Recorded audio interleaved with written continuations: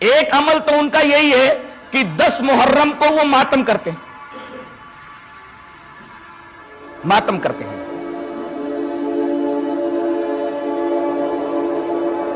ماتم کب سے شروع ہوا؟ 291 سال کے بعد۔ کس کے 291 سال کے بعد؟ میدان کربلا میں حضرت حسین کے شہید ہو جانے کے 291 سال بعد معز الدولہ دیلمی نے 352 ہجری کے اندر ماتم حسین کو ایجاد کیا کہ حسین کے نام پہ ماتم کیا جائے، اور اس ماتم کا دن اس نے محرم کی 10ویں تاریخ متعین کی۔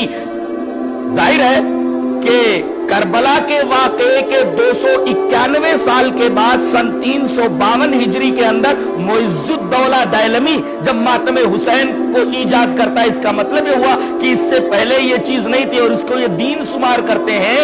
ظاہر ہے کہ یہ بدعت تھی اور اس حدیث کے بالکل خلاف۔ وان عائشہ رضی اللہ تعالی عنہا قالت قال رسول اللہ صلی اللہ علیہ وسلم من احدث فی امرنا هذا ما ليس منه فهو رد، رواہ مسلم فی کتاب الاقضیہ۔ جہاں فیصلوں کا بیان ہے امام مسلم، وہاں اس حدیث پاک کو لائے راویہ حضرت عائشہ رضی اللہ تعالی عنہ۔ حضرت عائشہ رضی اللہ تعالی عنہ فرماتی ہے کہ رسول اللہ صلی اللہ علیہ وسلم نے ارشاد فرمایا کہ جو شخص ہمارے اس معاملے میں یعنی دین کے معاملے میں کوئی نئی چیز ایجاد کرے تو وہ چیز مردود ہے اور ایسا آدمی بھی مردود ہے۔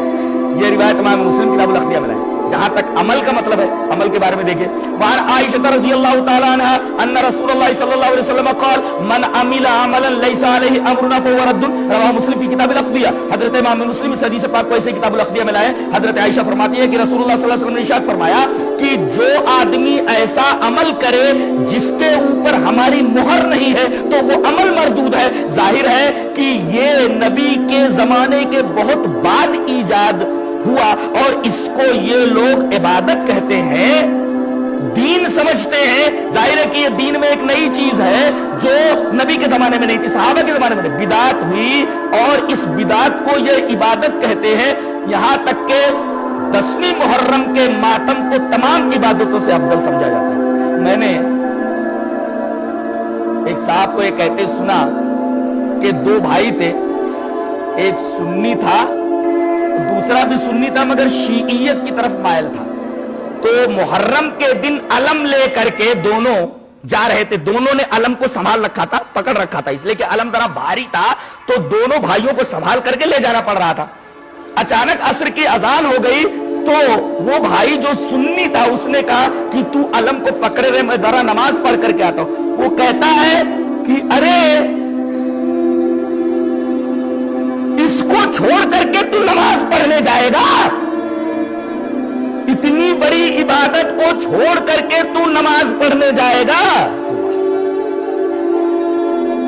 اس کا مطلب یہ ہوا کہ یہ علم اٹھانا یہ نماز پڑھنے سے بھی اعلیٰ اور افضل کام ہے۔ انہوں نے اس بدعت کو ایک بہت بڑی عبادت کا درجہ دے دیا جو ان دونوں حدیثوں کے تناظر میں بدعت ٹھہرتی ہے۔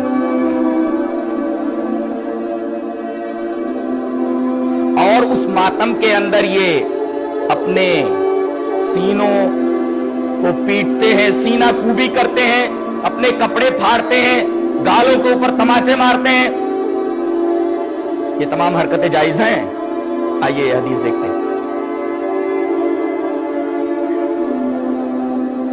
وعن عبد اللہ رضی اللہ تعالیٰ عنہ قال قال النبی صلی اللہ علیہ وسلم لیس منا من لطم الخدود وشق الجیوب ودعا بدعوى الجاہلیہ، رواہ البخاری فی کتاب الجنائز۔ حضرت امام بخاری حدیث پاک سے کتاب الجنائز کے اندر راوی حضرت عبداللہ بن مسعود ہے۔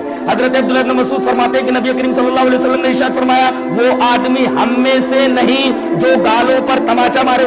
کچھ عورتیں بھی توبہ کرتے وقت کہتی توبہ توبہ توبہ توبہ، یہ گالوں پر تماچا نہیں مارنا چاہیے۔